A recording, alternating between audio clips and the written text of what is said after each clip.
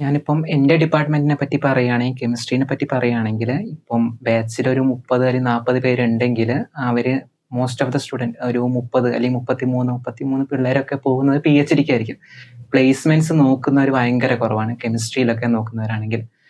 പിന്നെ കുറേ പേര് പിന്നെ മടുത്തിട്ട് പോകുന്നവരുണ്ടാവും. മീൻസ് MS നിർത്തി ഇനി അങ്ങോട്ട് പഠിക്കാൻ വയ്യാന്ന് തോന്നുന്നവരുണ്ടാവും. അപ്പം അവര് ചിലപ്പം ക്വിറ്റ് ചെയ്തിട്ട് പിന്നെ വേറെ ഗവൺമെന്റ് ജോബ് നോക്കിയിട്ടും അങ്ങനെയൊക്കെ പോകും.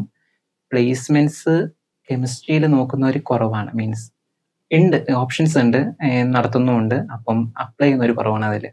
പിന്നെ ബിടെക്കിന്റെ കാര്യമാണെങ്കിൽ ബിടെക്കിലും നല്ല രീതിയിലുള്ള പ്ലേസ്മെന്റ്സ് ഇപ്പം ഭോപ്പാലിലുണ്ട്.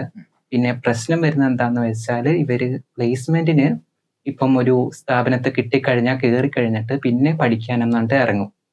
അവിടുന്ന് പഠിക്കാനെന്ന് പറഞ്ഞിട്ട് ഇറങ്ങിക്കഴിഞ്ഞാൽ ആ ഒരു തന്ന പ്ലേസ്മെന്റ് എന്നൊരു കമ്പനിയാണെങ്കിൽ അവർ പിന്നെ നമ്മുടെ ഇൻസ്റ്റിറ്റ്യൂട്ടിനെ അങ്ങോട്ട് ബ്ലാക്ക് ലിസ്റ്റ് ചെയ്യും. ഇൻസ്റ്റിറ്റ്യൂട്ടിനെ അങ്ങോട്ട് ബ്ലാക്ക് ലിസ്റ്റ് ചെയ്യും. പിന്നെ ഈ ഇൻസ്റ്റിറ്റ്യൂട്ടിലോട്ട് അവർ പ്ലേസ്മെന്റിന് വരില്ല. അപ്പം പ്ലേസ്മെന്റ് നോക്കുന്നവര് അതിനായിട്ട് തന്നെ നിൽക്കണം. പിന്നെ അവിടെ പോയിട്ട് പിന്നെ എനിക്ക് പഠിക്കാൻ പറഞ്ഞു പോകണം എന്ന് പറഞ്ഞു കഴിഞ്ഞാൽ ബാക്കിയുള്ള ഇൻസ്റ്റിറ്റ്യൂട്ടിനെ ബാധിക്കും, ബാക്കിയുള്ള സ്റ്റുഡൻസിനെയും ബാധിക്കും.